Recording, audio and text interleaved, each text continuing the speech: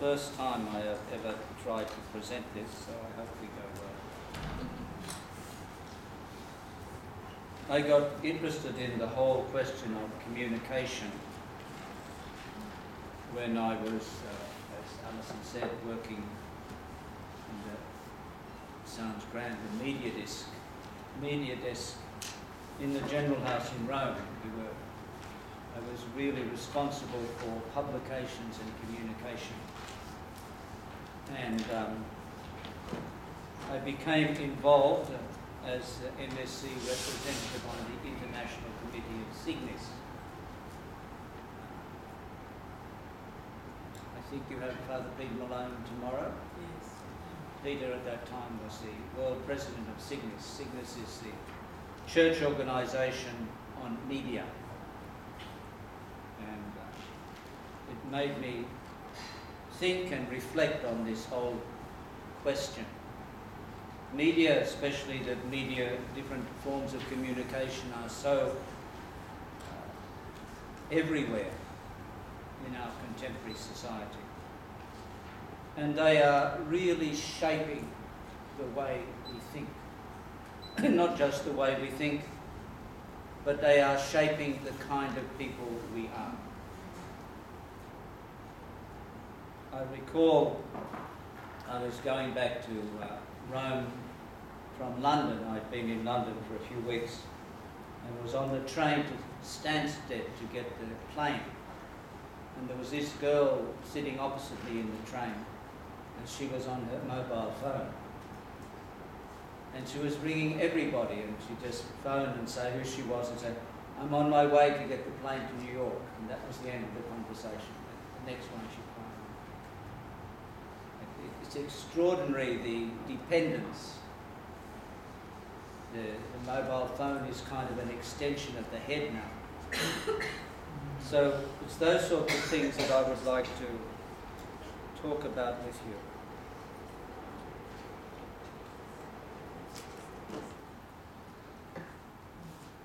The basic word behind the word communication is communion. What is communion about? Communion is about the relationship between people. And I would say that also what we call the spirituality of the heart is about the relationship between people. There is a big contrast between heart to heart and social networking. Social networking, especially sending text messages and things like that, is impersonal, though it can become very personally destructive, as we know, but it is impersonal. You don't see the other person. There are two points that I will keep coming back to, and they intersect. One is our use of technology, our use of the social media, our use of media, which includes television, internet, and so on. How critical are we in our use of that, or is that changing us? Is that impacting on us? Is it making us different? And the other part is the creative use of the possibilities for communication, for communion, for the spirituality of the heart, which is about communion. The possibilities that the social media provide for us, open for us. So those two ideas will intersect. Pope John Paul II, we'll come back to him, some years ago now, talked about the communication technology creating a new psychology, a new way of being human, and a completely different culture. We as Christians, our Christian inheritance is from book culture. That's the main inheritance, the cultural inheritance we have, book culture. And our liturgy is still very much part of book culture, not of graphic culture, to make a distinction. And sometimes you'll see, I noticed one morning here in the chapel, we have a number of people come for Mass every morning in the chapel here, and many of them belong to some of these new groups in the church, and many of them are academics. And I looked up one morning, I wondered why all these people were making phone calls during Mass. They were following the readings on their iPhones. And just recently in I think it was in New Zealand, the bishop forbade the use of tablets on the altar for Mass. I think that's where we might be going. But that we have kind of brought the book culture into the iPhone and tablets and iPads and things like that.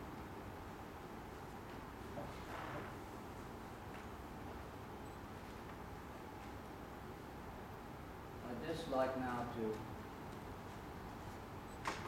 point, there was an article the other day in the Sydney Morning Herald.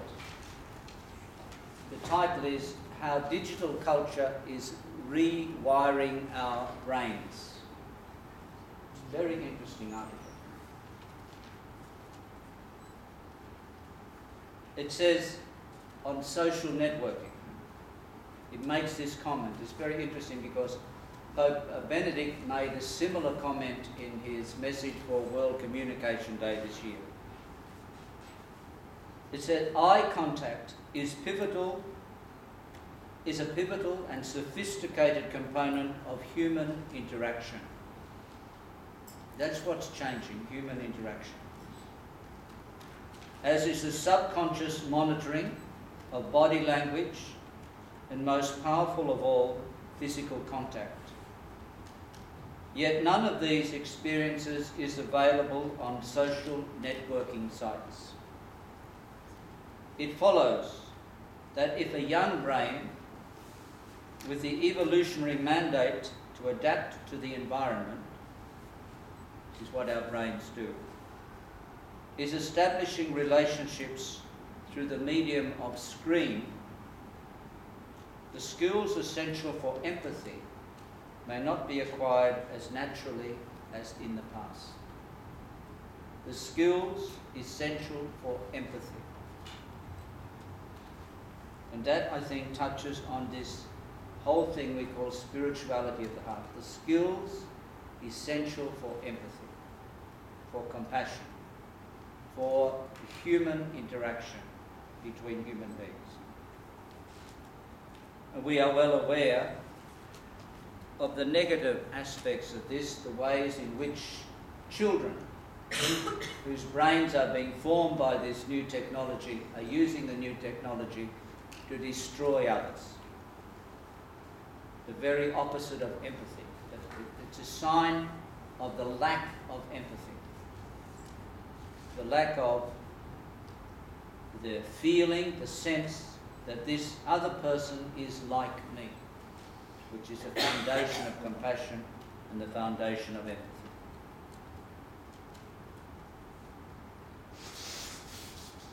We raise the question, are we becoming, this is a different sort of question, are we becoming information dependent?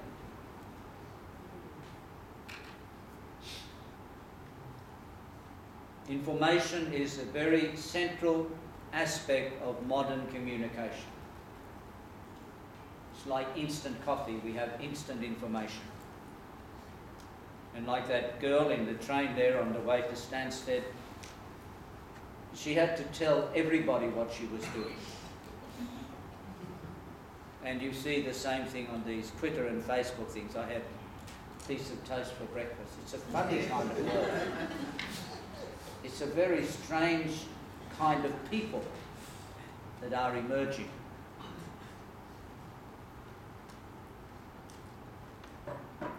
And then you could go into video games and all these other things as well. These are impacting our cognitive skills, and our sensitivities.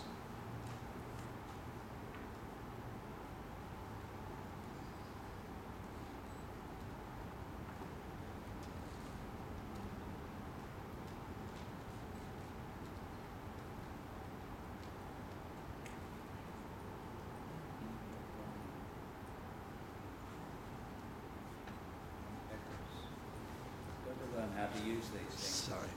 You want to go backwards? No one to go forwards. Step down. The other side. There you go. Just to look briefly at what is a spirituality. We talk about this spirituality of the heart. The symbolic word is heart, which is used to define spirituality. The spirituality may not necessarily be Christian. It is the filter through which we determine our way of life, our values, our self-image, our sets of relationships. To some extent, the new spirituality is the media. That is, it is shaping and determining who people are, how they react, how they relate, what their worldview is. As human beings, we are fundamentally shaped by our relationships. Not just our relationships to people, but our relationship to the world, our relationship to things. And spirituality is about those relationships. How we interpret them, how they shape us.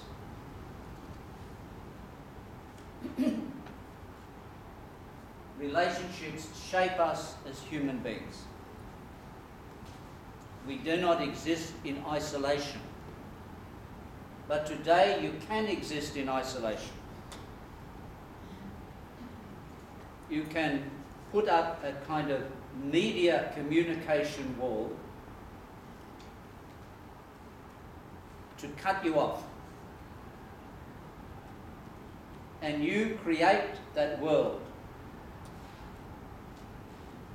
You can create it. You can manipulate it. You can make it the way you want it to be. There is none of that relationship that comes from self-disclosure and other disclosure. There's not that interaction. There's not that possibility of discovering difference. There is not that openness.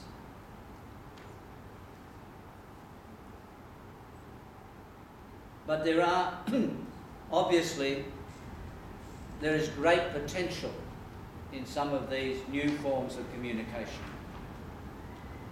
They can open up greater understanding of other people and other situations. How then do we use them?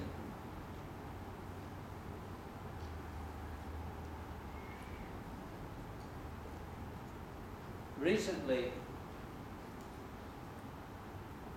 on the ABC, there were a series of programs, one on Steve Jobs and the development of Apple, the whole Apple industry, and the other on Mark Zuckerberg and the development of Facebook and the philosophies behind them.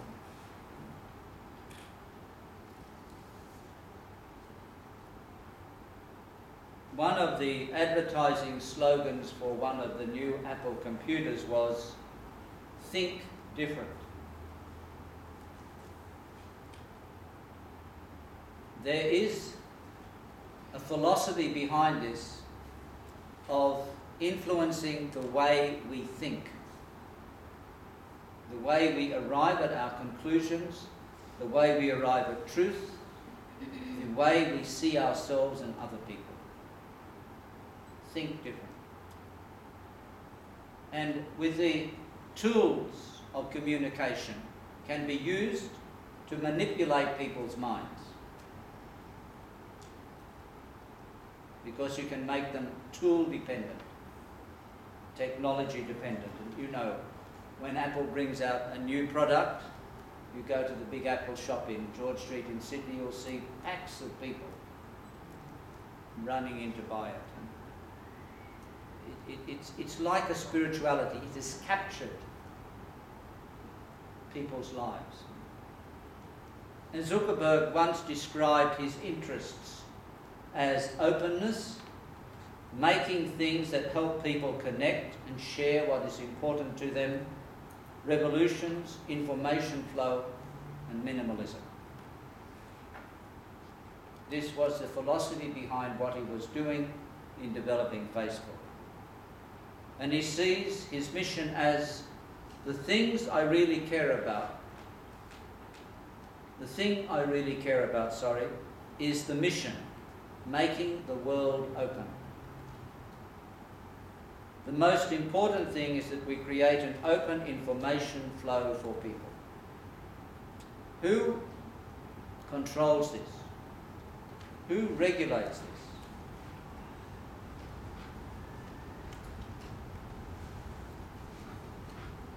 And where do we sit with this from the point of view of our spirituality?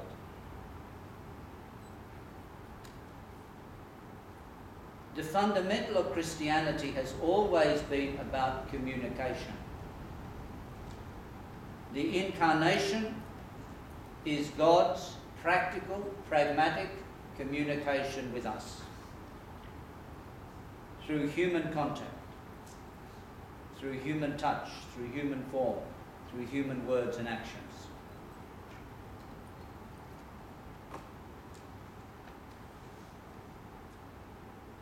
The beginning of Christian communication was preaching.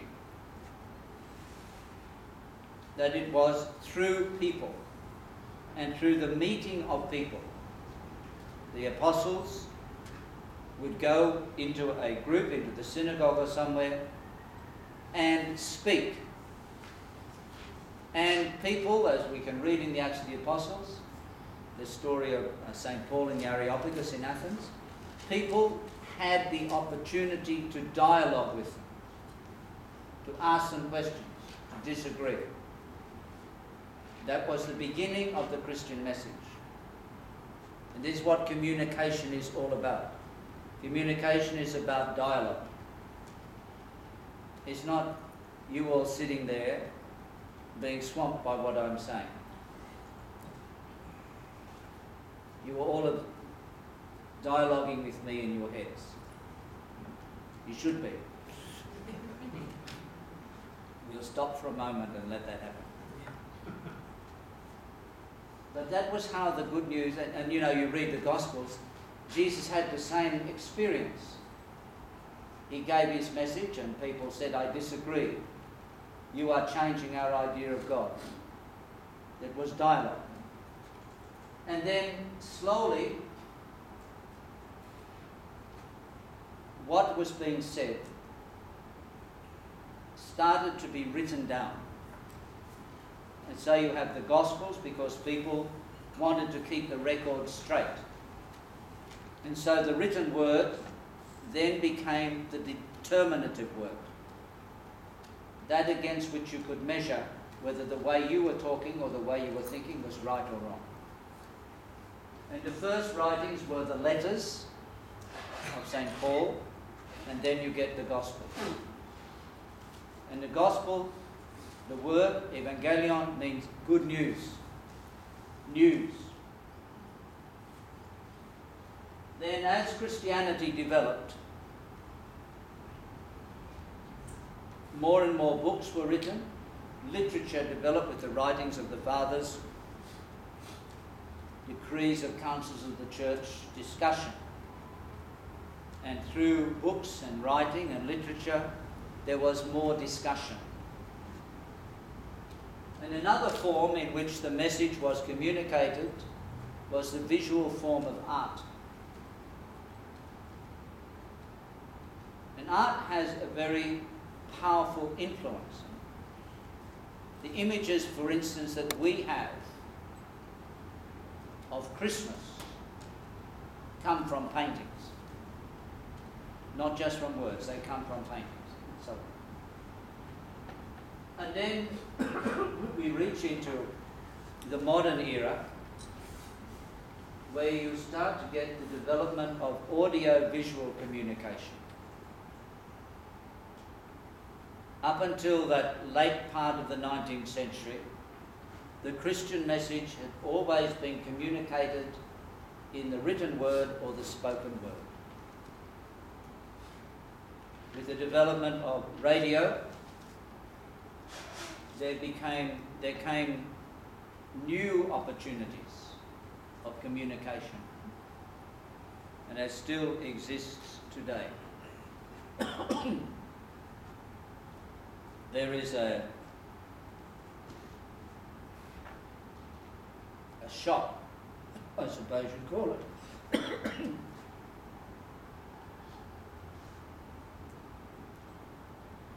There's a shop in Rome run by Cygnus.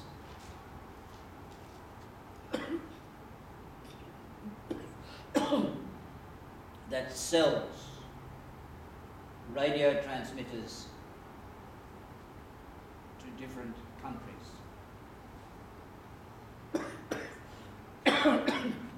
for the communication of the word. And in places like Africa and some parts of Papua New Guinea, this is the big vehicle for communication, the radio. But then slowly they developed visual communication. Television, or film first, and then television.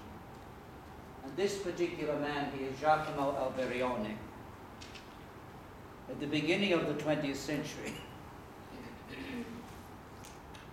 founded a number of religious congregations they call the Pauline family, to use the potential of media, recognizing that communication is what the gospel is about, communication is what our spirituality is about. Develop then, if you like, the spirituality of communication. And now those Paulists in Italy, they publish the best-selling magazine in Italy. It's called Famiglia Cristiana. It's like the Woman's Weekly. It's a Catholic version of the Woman's Weekly with recipes up the back and stuff on fashion and all that sort of stuff. It's the best-selling magazine in Italy. And they have run-ins with the Vatican every so often too about some of their more investigative articles. But it shows the potential, and what they are doing with this magazine. They produce a number of magazines. But with Famiglia Cristiana, the Christian family, they are using the same technology as a lot of other people are using, say the publishers of the Woman's Weekly here in Australia, or New Idea or something like that, to form people's brains, to rewire their brains, to make them different. And then we have the internet, which is a whole new form of communication, which can be very impersonal, and which can be secretive. It's also a medium of information. It's a medium of communication. And many religious congregations and the church in general are using it as a way of providing information. You know, even Pope Benedict has a Facebook page. He doesn't run it, some flunky in the office runs it. I don't know if they tell you what he had for breakfast, I'm not sure. I'll check if you like to check. But, this is a new world. And this has an impact, like films, like written literature such as novels, poetry, art, films. They all impact on our values, on our needs, and they shape our culture. The media can be used to create needs that you didn't think you ever had. You know, the whole industry of advertising is about creating needs. And Apple is very good at this. When Apple bring out a new device, everyone throws away the old one and buys the new one. They're brilliant at that, at creating needs. And that is manipulating the person. And that is, I would say to you, about creating a spirituality. A life force that regulates, that influences the way I think, the way I form my values, what's important to me, what directs my life. Spirituality is not just something that belongs in churches. Spirituality is something that's all around us. And it is changing us as people. This is making a difference. Communicating is essential for a human being. And what we call the spirituality of the heart is about communicating. It's about God's communication with us and our communication flowing from our relationship with that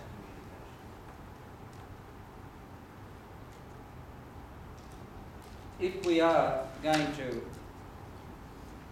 use this new technology, we need to respond to cultural conditions. St. Paul is a good example of someone who knew how to dialogue with different cultures, to find a different way of speaking with different people.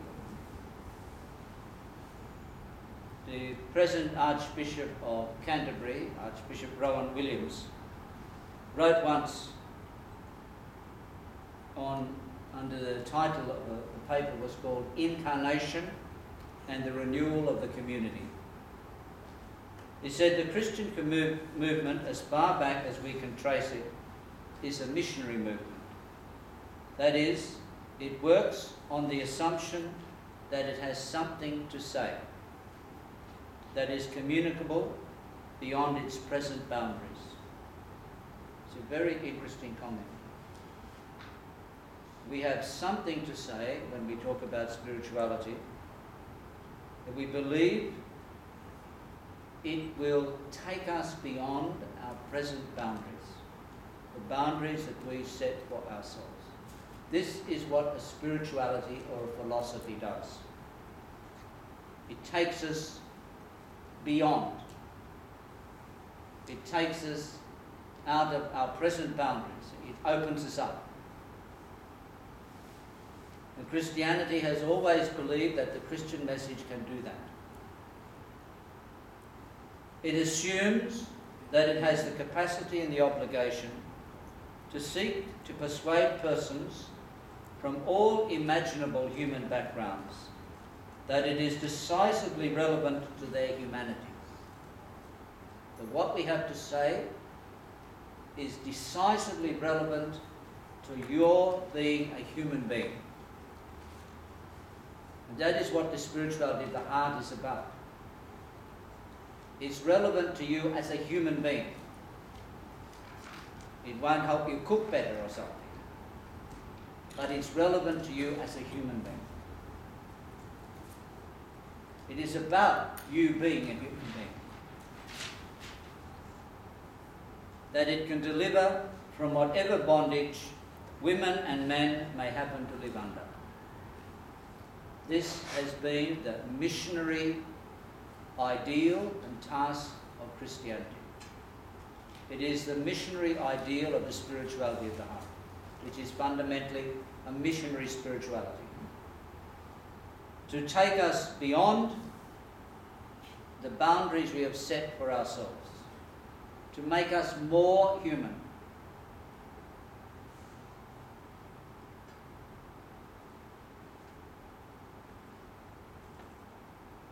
By Paul VI in his apostolic letter Evangelii Nuntiandi said, the split between the gospel and culture is without doubt the drama of our time.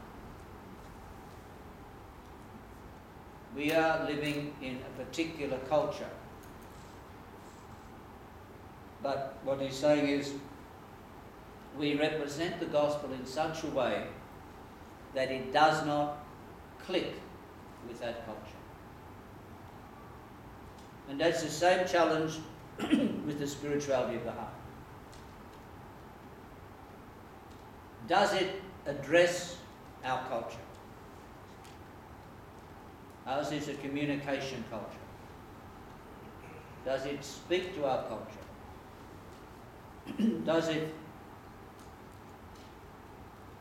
push us beyond the present boundaries of our culture? Does it deliver us from the bondage that our culture creates?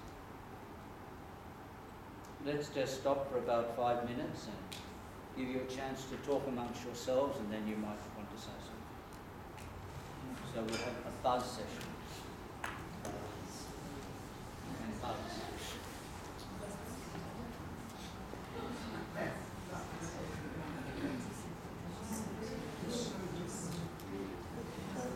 Would this help if I just can actually see everything here as well?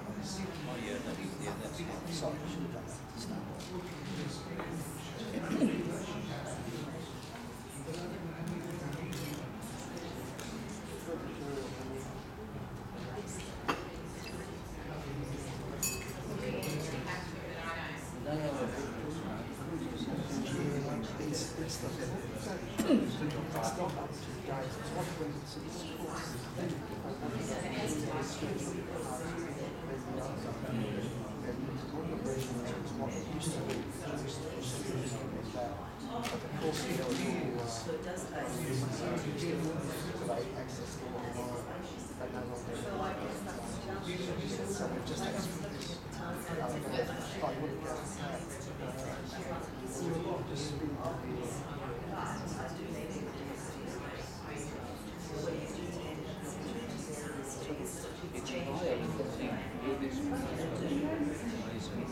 Yes.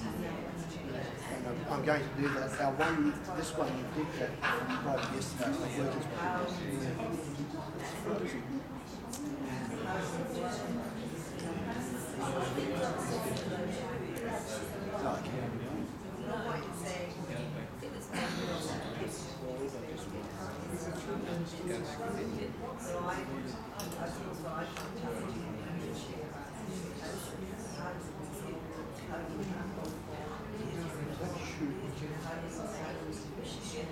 you just run back.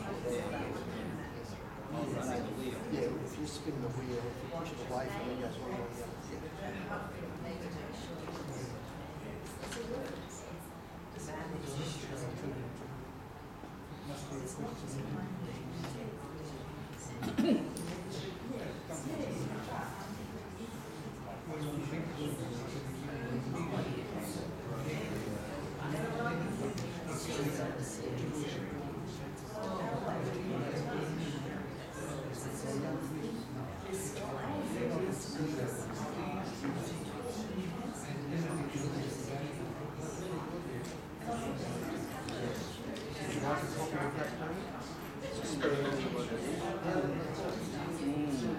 Advanced studies.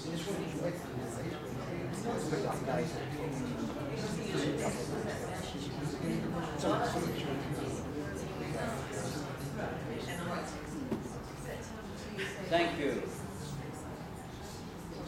I don't want to butt in on your serious conversation. But is there... Let me put a question to you.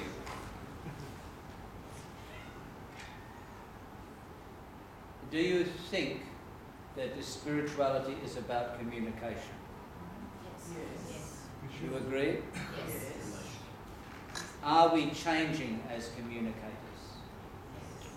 We always have been changing. Yes, that's developing skills in communication, which is what about being what is it's what being a human is about. We are not individuals. Communication breaks that barrier. Anybody have any comments or thoughts or questions? My interest is, the rewiring our brains. I don't know much about. That's that area. I guess, as you said earlier, there are positive aspects to the communication with people that you wouldn't be able to communicate with otherwise. But if it's the person next door, or I'm constantly using it to avoid visiting or whatever, then I think that's a negative impact. But there are positive impacts. I mean, like all tools of communication, Yes. has a positive value. Yes. Like a book is something that can preserve thought. Yes. I mean, it's a lot more advantageous for me to be here today than it is to read what you have to say on a paper, Now, why is that? because of that human contact. Yes. So there is that advantage, but if I wasn't able to be, at least I could gain something from the other. All communication is Yeah. open. Yeah. It has the possibility of being denied, rejected. And this current interchange, which you Yes. wouldn't have on paper or unless we had a online chat. But even there, they talk about some of this social networking Yeah. today. So that's why Once it's there, it stays. yes, that's why I'm interested in the whole what it does to us in the long term regarding rewiring our brains. Well, That's another study.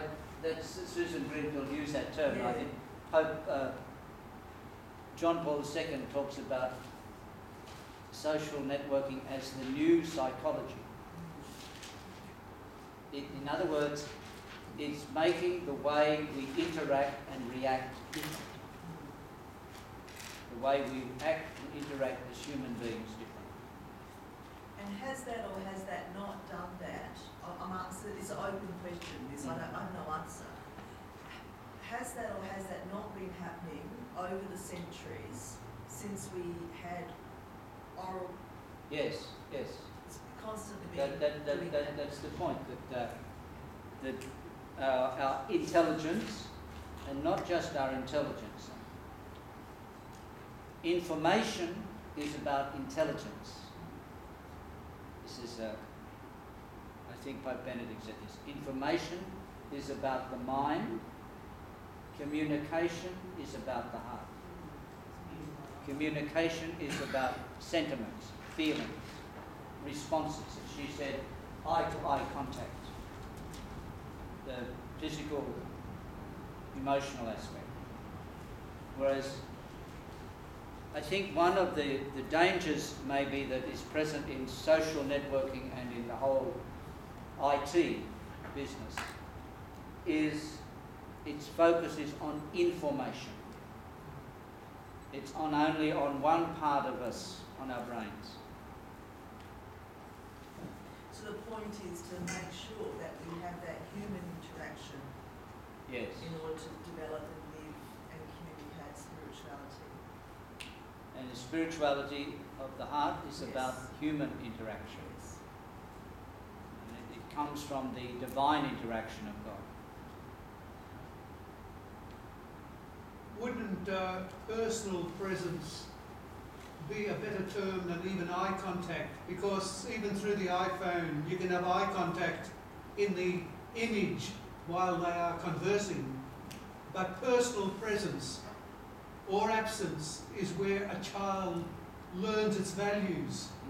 If the parent says religion out, this sort of thing, and doesn't go and worship, that's what the child will learn from a lack of presence rather than eye contact. I think when they use the word eye contact, it's not just eye to eye, but it's Yes, seeing the it really means the same. emotional signals.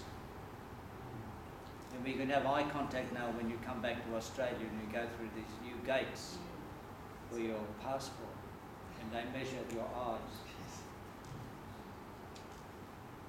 But eye contact means you can see how the person is reacting and responding.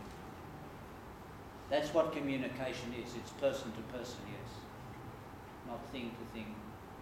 It's as an English teacher, sometimes I have to get the kids to write a personal letter, and they struggle with it because they don't know how to communicate in the written form where it's not all about themselves. They're so used to either not spelling the sentence correctly, but that's not the main thing. Their information that they seek is all to do about them, what they're doing with their friends, and they can't have a conversation through a letter with a person, and then they're not willing to wait for a reply, they want an instant reply.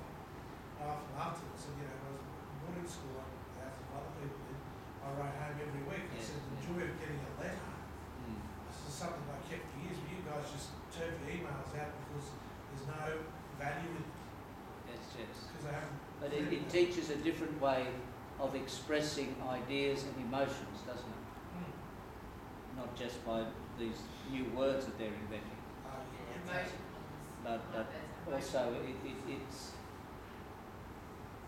But it also, letter writing also allows someone to be reflective. I know that yeah. sometimes I've started letters that, oh no, that's terrible, scrunch it up, and let it come back again, whereas the email, some of the kids, oh, I've sent this thing, they go, everyone's going to hate me, because it's done something as an emotional rebound to your situation, and then all of a sudden, you know, they're all out of trouble. Would you say that with emails we don't think? We don't think too much. With writing you think, because the pen is an extension of yourself. No, I think emails. Mm? I think emails.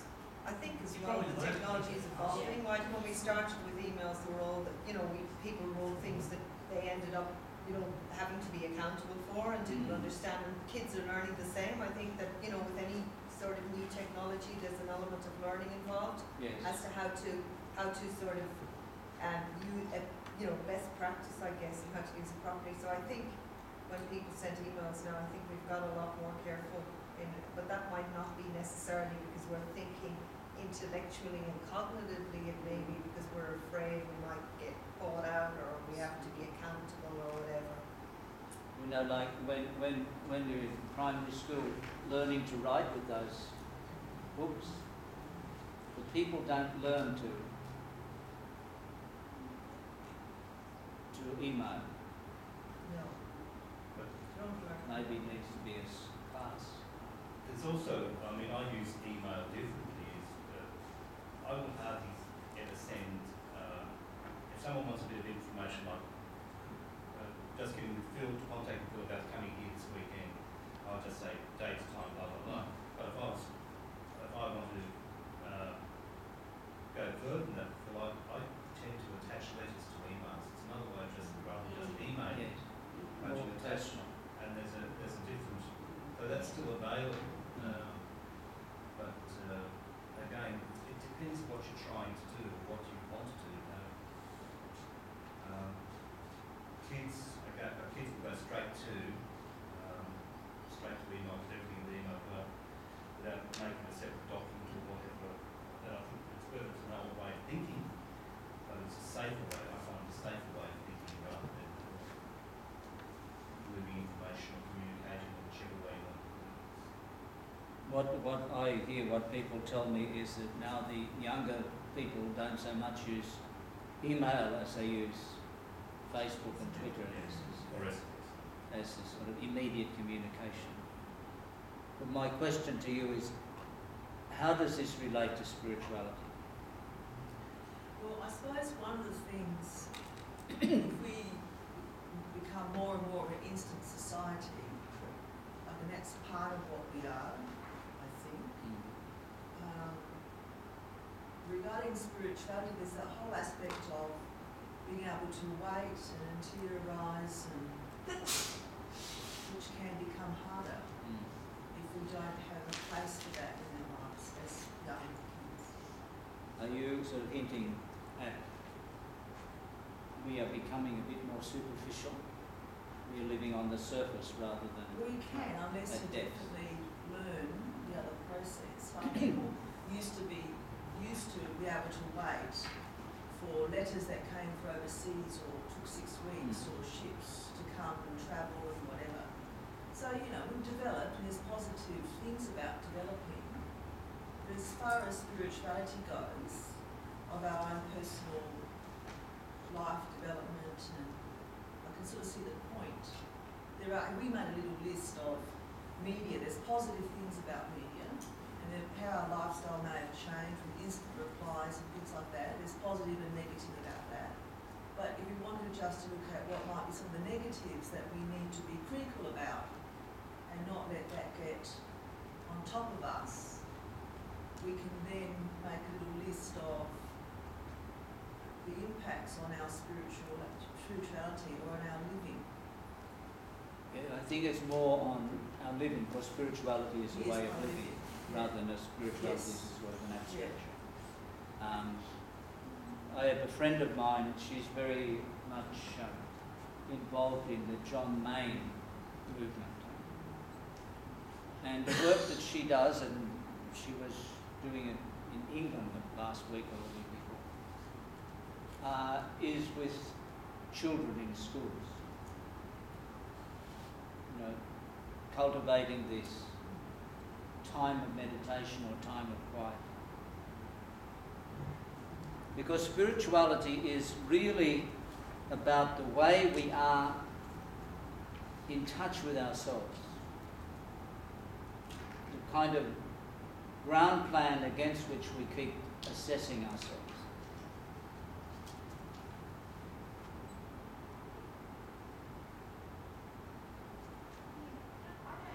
It's funny because I'm sitting here thinking about my year 10 and year 12, and I have to say they're not superficial. I mean, I'm thinking about them, and even last week, a young man who loves Facebook and loves all that came up and said, I want to go ahead in RE next year, and I'd love to read more. And I don't think one cancels out the other. I actually think kids crave spirituality. And I don't know that it has made them superficial. What I think it does is it takes away boundaries, and I think to me that's the bigger concern. And they don't have. I think the dignity factor is a problem for me. It kind of diminishes dignity, and it diminishes that idea of what I can't cope with is there's a private public domain, and this kind of navigating through all this confusion around, when things are appropriately, voiced and that kind of thing. So I think it's about teaching boundaries. I think they still want time for meditation and spirituality. I don't think they see one as cancelling out the other. But to me, it's about diminishing other people. It's got the potential to do that, I suppose. That's my concern. But I wouldn't think any of the kids in any of my classes are sheer superficial because they use that kind of meaning. That makes sense. Yes. There is almost an increased connectiveness in some regards, isn't it? Depending on the peer group, this actually can be quite a positive thing. I guess the concern is that it's whether or not the peer group has all the answers or the information that goes amongst the peers. It sort of, if it stays in that, it just depends when there's, if it's really, I suppose that's it. If it's a positive peer group, you sort of want a winner, but if not, then that's when things get a bit mixed. Difficulties arise or with bits of change. But every group needs a positive influence, needs another dimension to come into it to change that or to improve it, I think. Spirituality, that point you were making, the boundaries between the private and the public is one area of concern. But spirituality creates boundaries. It gives us a point from which to make our decisions, to make our choices. In that sense, it creates boundaries. There's something which is the heart of your life, the thing that your life is built on, what they call your fundamental moral option, or your fundamental value. And that's what you use to make your decisions and to make your choices.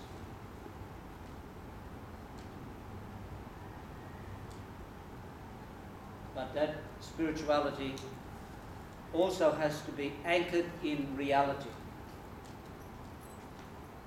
You know, we can talk about the spirituality of the heart, and we can use language from the 19th century.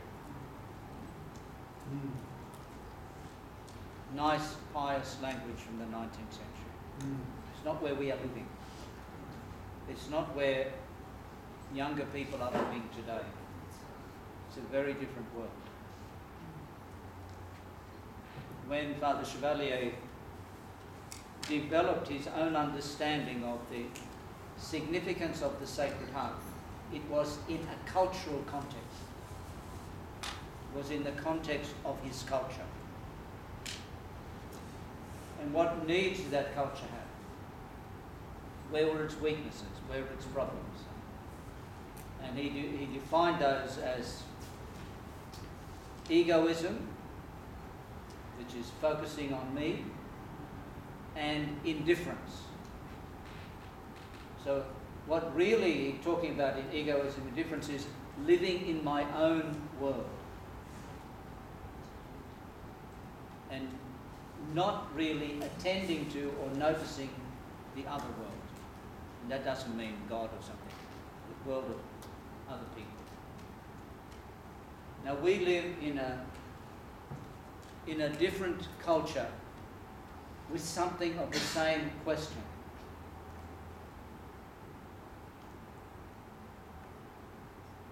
And that's this whole question of communication. That was for him the central thing. And he saw what was revealed in the heart of Jesus as the communicating cord that would enable communication. So how we communicate is very central to his understanding. How we communicate. How God has communicated in a person-to-person fashion. Does that make sense? Do you understand? I'm just struggling with the whole notion of presence and absence. I understand young people's need and great ability to do all their social networking, with media, but often, like texting doesn't require someone else to speak personally to them. But I wonder about some of the challenges we face around that whole notion of being present to other people and really attending to them, being present to God, creating space to be present to ourselves before God, and how we do that in the light of all of these various means of communication. What I see it as the end result is that often a lot of the difficulties I deal with in the school are people's lack of communication, effective communication skills, or lack of being, attending to the other before it gets to a problem. Presence and absence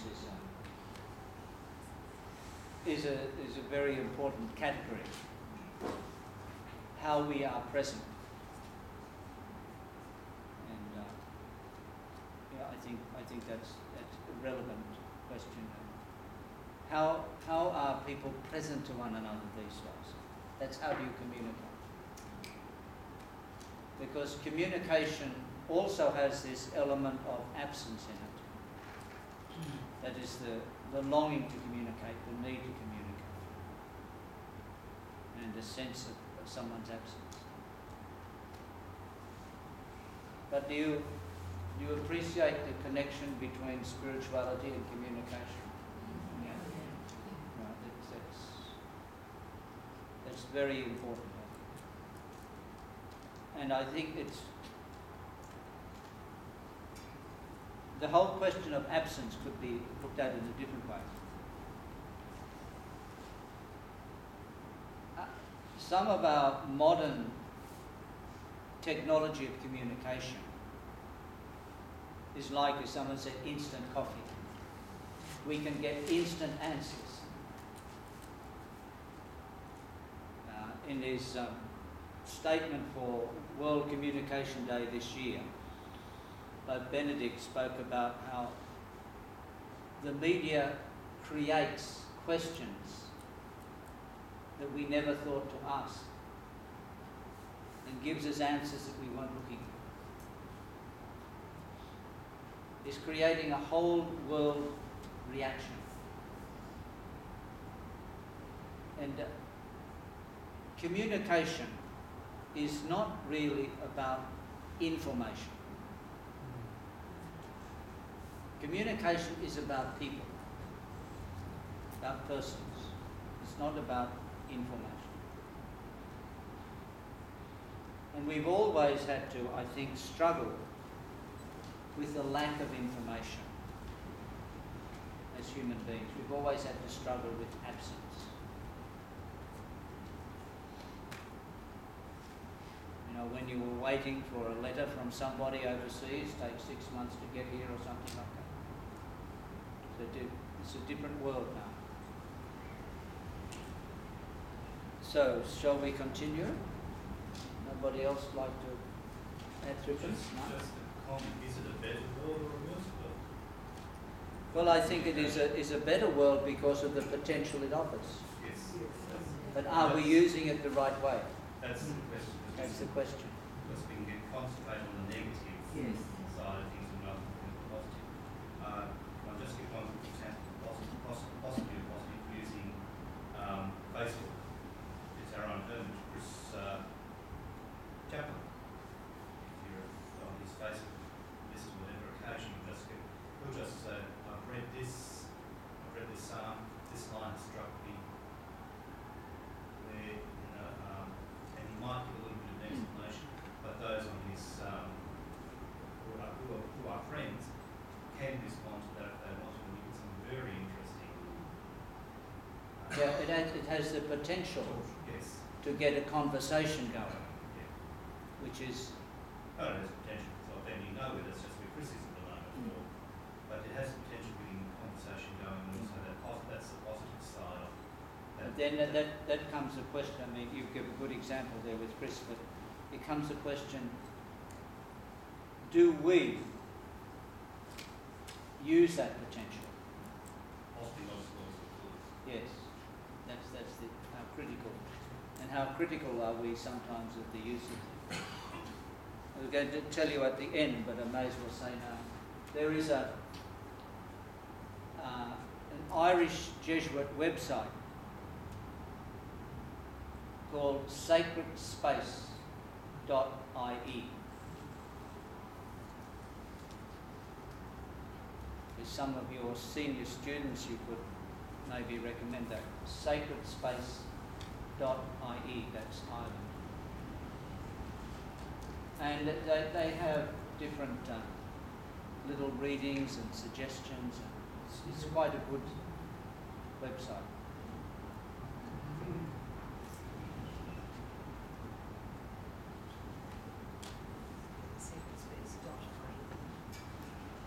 IE. No, just .ie, as far as I know. If you Google sacred space, you'll find it.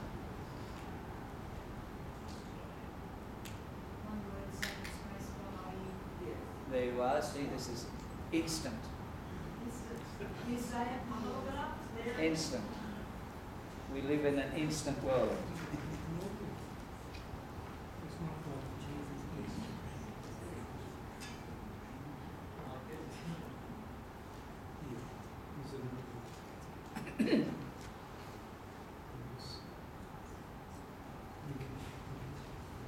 But this whole question of the new communication technology media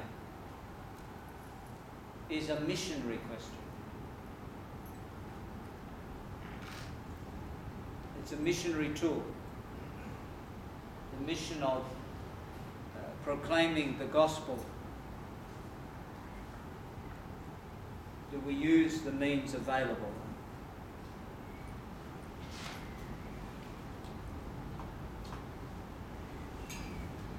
In 1978, a document was issued from the Holy See about the relationship between bishops and religious. And in it, it says, a clear missionary obligation rooted in their ministry and charism emerges for bishops and religious. We all have a missionary obligation as Christians. This obligation becomes more pressing each day as present cultural conditions evolve in the form of two principal trends, namely materialism, which is invading the masses, which can be the dependence we have on technology, and the increase in international communications, whereby all people, including non-Christians, can readily be united one with the other. Moreover, the deep upheavals of situations, the growth of human values, and the manifest needs of the world today press ever more insistently, on the one hand, for the renewal of many traditional pastoral forms of activity, and on the other for new forms of apostolic presence. In such a situation, a certain apostolic diligence is urgently needed in order to devise new, ingenious, and courageous ecclesial experiments under the inspiration of the Holy Spirit, who is by his very nature Creator. The Second Vatican Council, especially in the Pastoral Constitution on the Church in the Modern World, rediscovered the importance of culture, the central role that culture has in the formation of our human and our spiritual lives.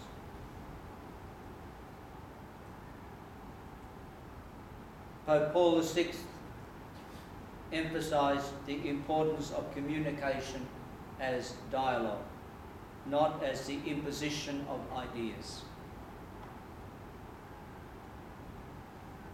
The Gospels themselves were shaped by the culture and the means of communication of their time.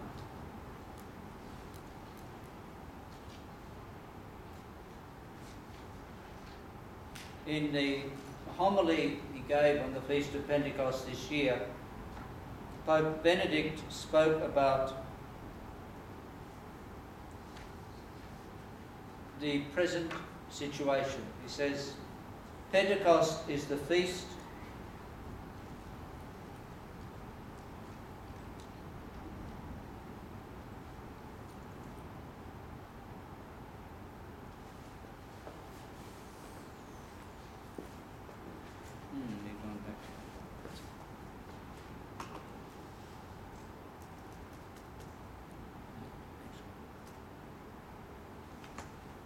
Pentecost is the feast of human unity, understanding and sharing.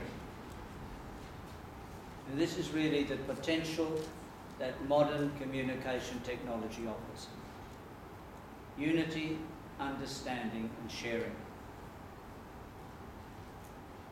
We can all see how in our world, despite us being closer to one another through developments in communications, with geographical distances seeming to disappear, understanding and sharing among people is often superficial and difficult.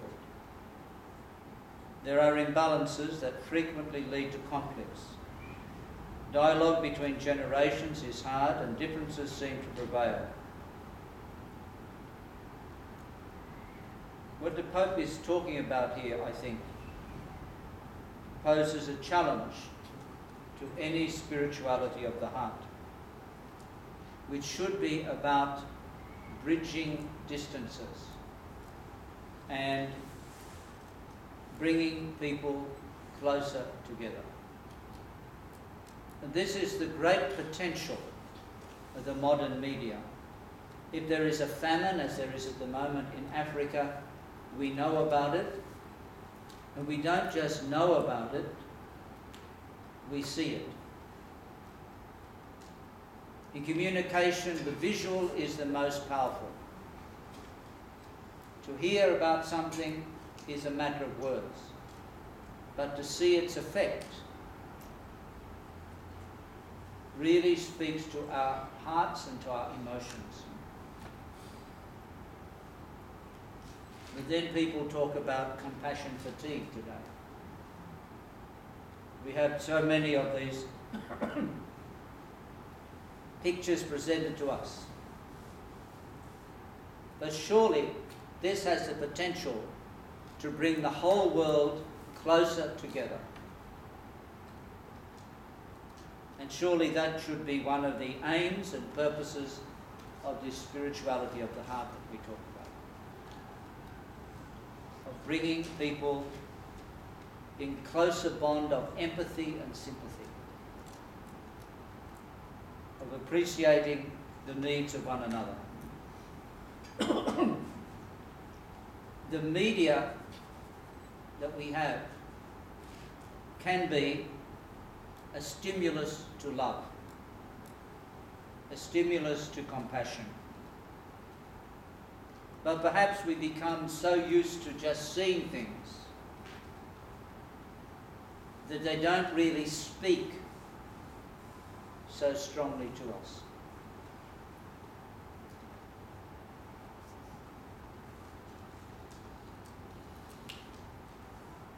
And the Pope compares the situation to the story of the Tower of Babel in the book of Genesis. All these people were on the same place at the same time, but they were not they were not communicating.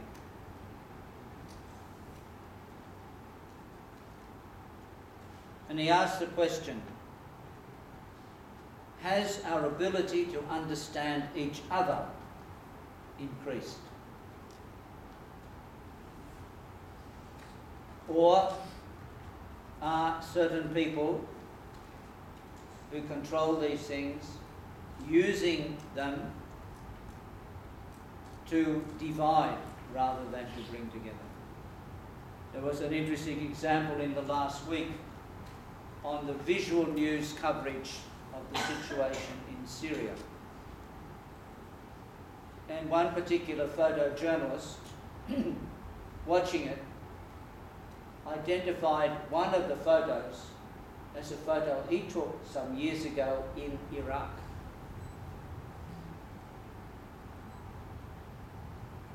This is how you can...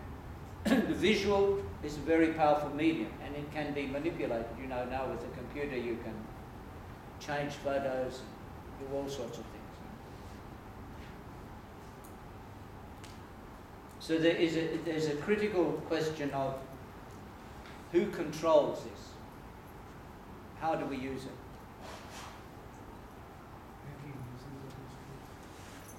It's easy, you know, to be manipulated by photos.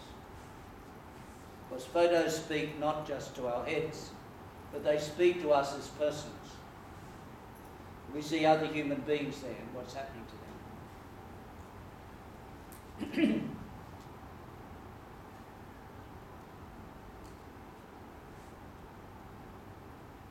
And the Pope goes on to speak about the Holy Spirit, who will give us a new heart and a new tongue and a new ability to communicate.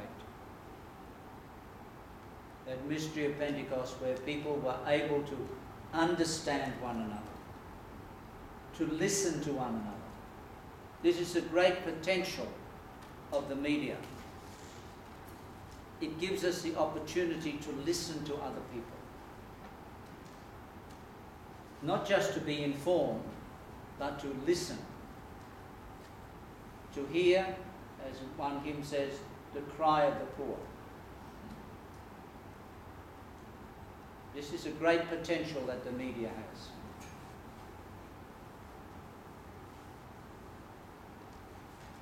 Do we allow this, my question, do we allow this to stimulate our spirituality?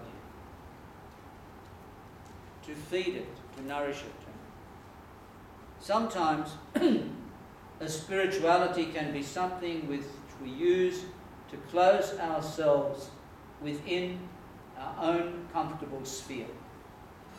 It makes us feel good. What I would suggest is that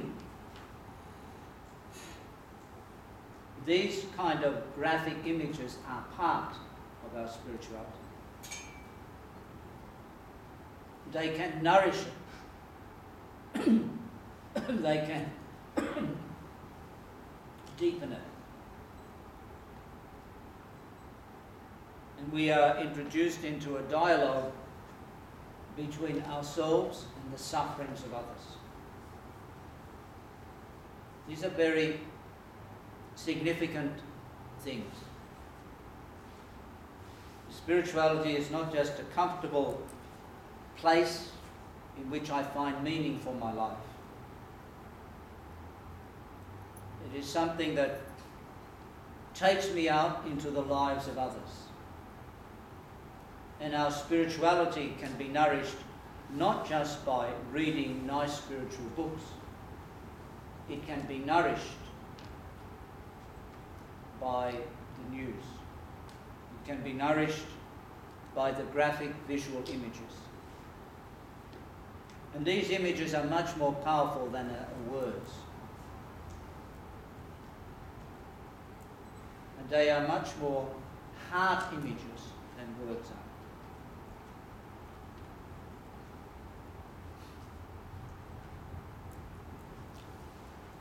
How then do we help the human community to be transformed by the potential of media?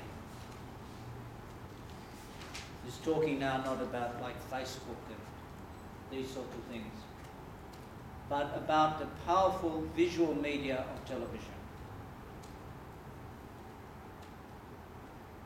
And how much is that part of our own spirituality? As I said, it can nourish our spirituality. It can provoke the deepening of our spirituality.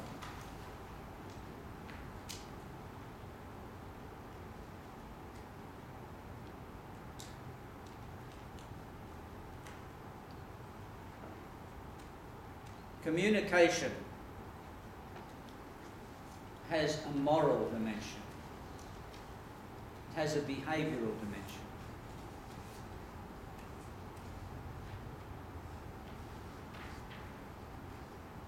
And it has the capacity to shape our values and to form a culture of solidarity and compassion. And the most powerful media for doing that is the visual media. It's the actual seeing the pain and sufferings of other people, their situation. And I would say to you that is an integral part of the spirituality of the heart. It's a challenge to what we mean by this spirituality of the heart. It's nice to talk about, it's nice to write about.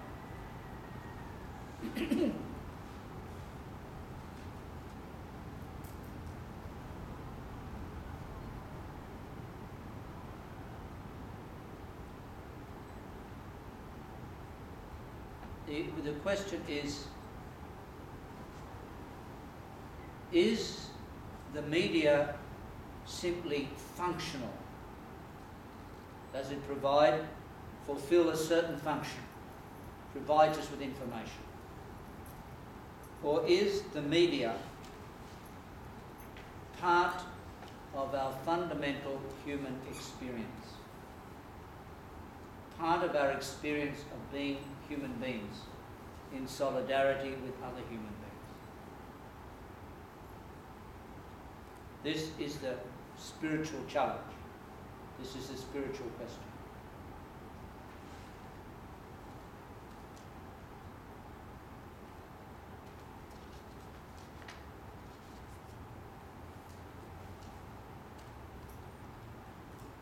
Patrick Ness, in the novel The Knife of Never Letting Go, says this: the noise is a man unfiltered, and without a filter, a man is just chaos walking. The noise is a man unfiltered, and without a filter, a man is just chaos walking. The filter we have is our spirituality.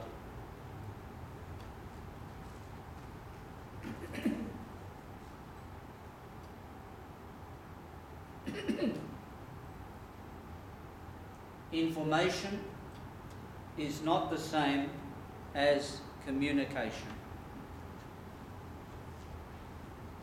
Communication is involvement, is personal involvement. Information is simply a head trip. For us, does our information become a communication? For us, does our being informed affect us as persons? Affect our attitudes, affect our relationship?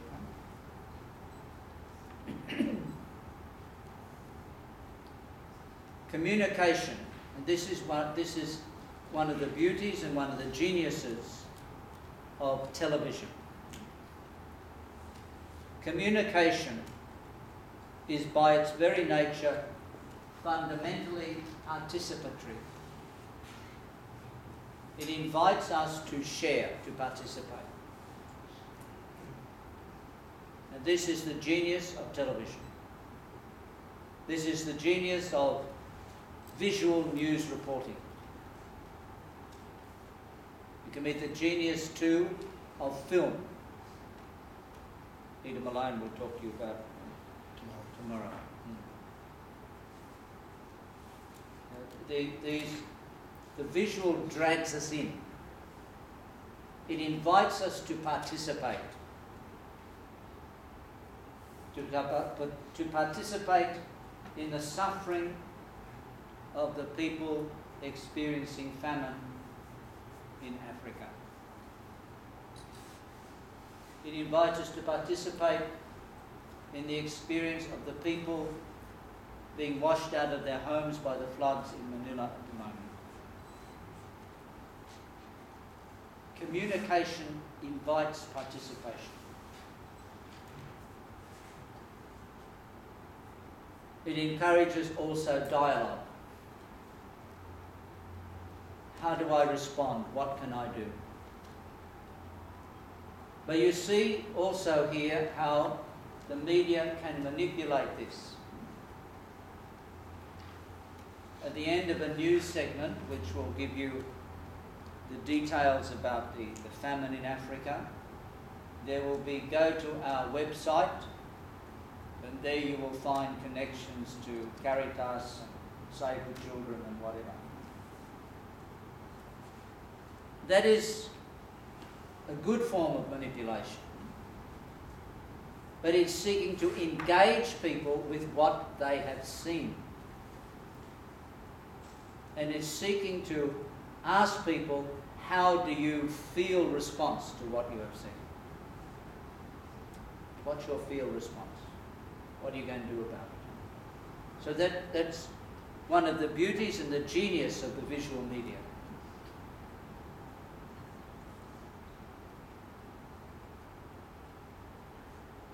And it's something that I think we need to ask ourselves, how is that, or can that be, part of our spirituality?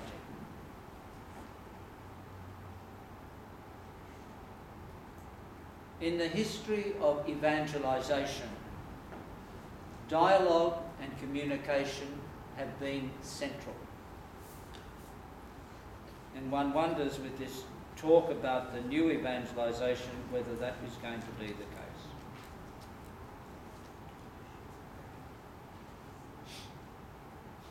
The basic nature of evangelisation is a formation of relationships.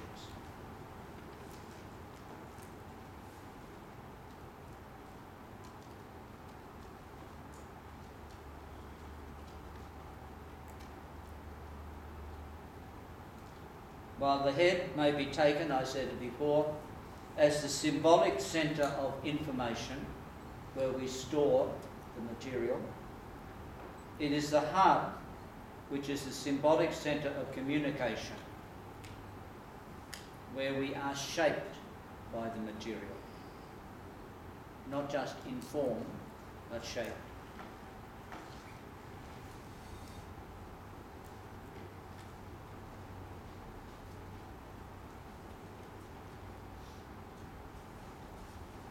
And in this communication era, we as professionally spiritual people need to critically acknowledge the immense power of the media for the formation of awareness and the sharing of concerns.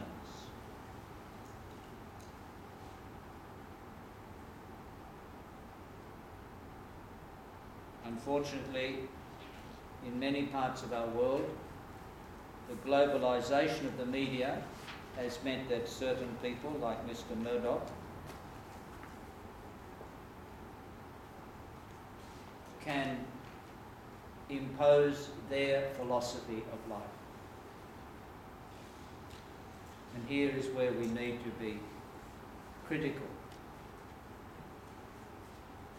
Another thing that especially the visual media does, and I think this is a very important thing, it exposes us to other cultures. Even though the media tends to be dominated by Western American culture, its concerns, its needs, its interests. We are at the same time being exposed to other cultures.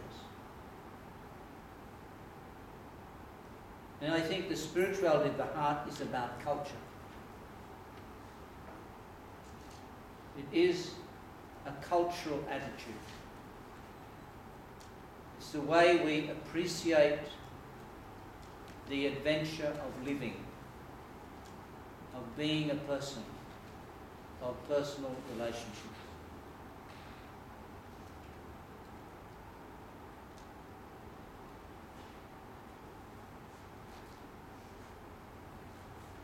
In this way then, I think communication technology can contribute to the development of the human person of the 21st century.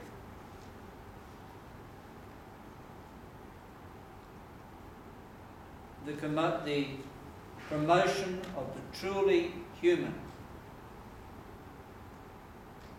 It makes us richer, fuller human beings. Through our exposure to truth, our exposure to other experiences, and through our exposure to the challenge of charity.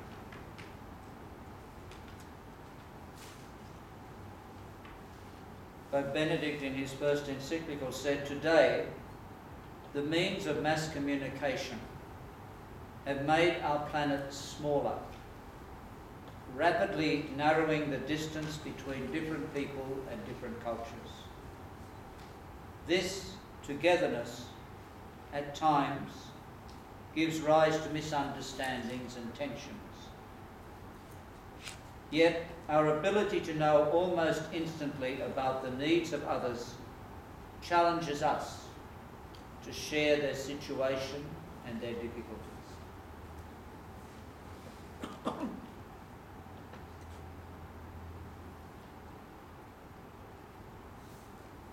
And that, I think, is a statement in the modern context on what the spirituality of the heart is really all about.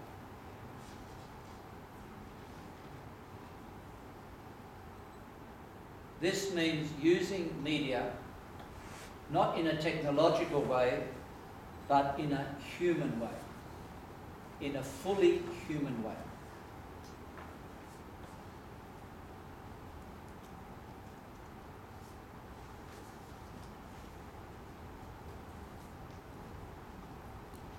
What time is it? It's nearly time for lunch. Well, we stop,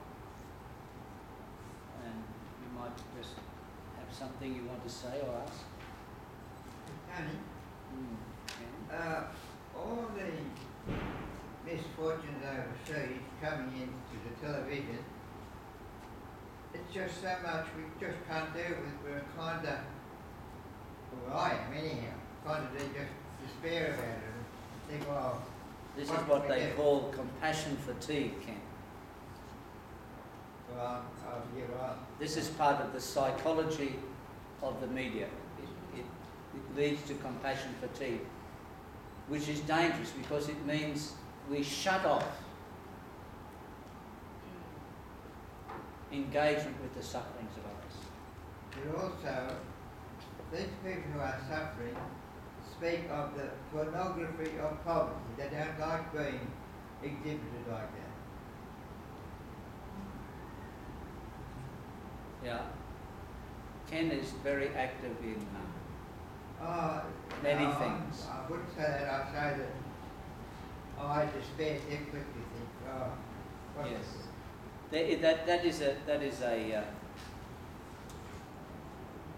That is a very good point, that pornography of poverty.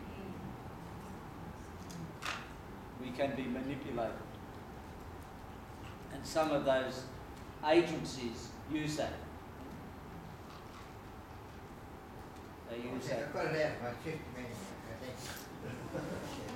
But no, it says how complicated this whole question is. Eh? Because you can manipulate people and situations.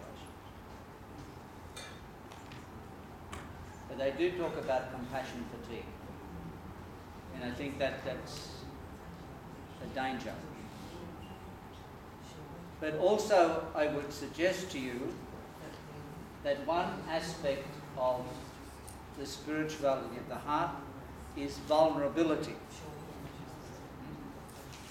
And vulnerability is what compassion fatigue is about. See, we want to be able to do something. Have you ever heard of Father Albert Nolan? Yes. The South African? He wrote a book on Jesus before Christianity.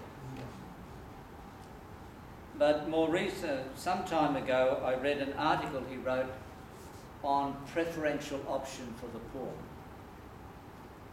And he talked of the 4 levels of preferential option for the poor. And the first level was, giving money. The second level was going and doing something. The third was living with them. And the fourth, he said, was sharing their helplessness. That is, feeling useless, is what you're talking about, Ken. Feeling helpless, feeling useless. He said that is the real preferential option for the poor. Because I suppose this is the way we are wired by communication, we think we should be able to do something. And that makes us feel good. I've done something.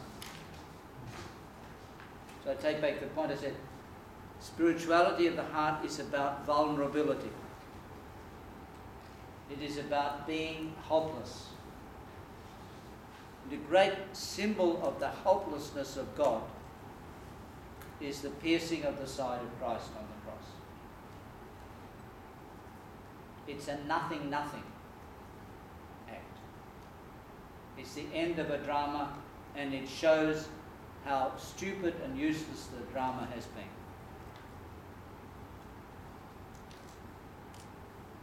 And maybe it's a good thing that modern media help us to feel vulnerable and helpless, and integrate that into our spirituality. Maybe that's a good thing, a positive. Thank you, make me feel better.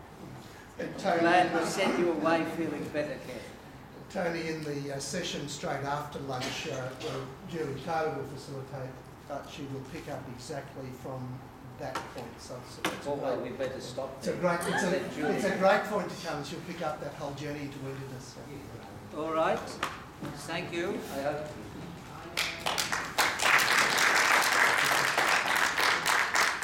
Good communist way. Just before you go,